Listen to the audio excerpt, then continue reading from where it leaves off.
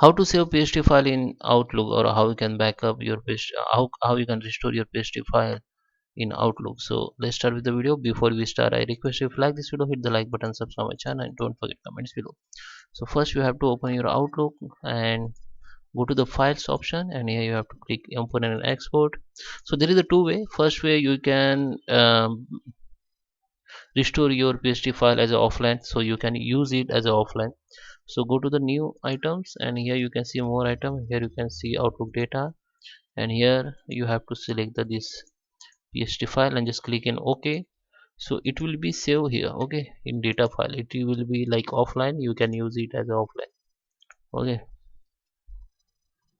so now if you want to export, sorry, restore or import file as online, go to the file, go to the open and export, go to the import export option, and here you have to select the import from another program. Just click on it. Here select the PST file, click on next. Now you have to browse the file which you have saved, a folder where you have saved. Just click on it, just open it. Now you have to select replace duplicate with item import. Okay, just select next.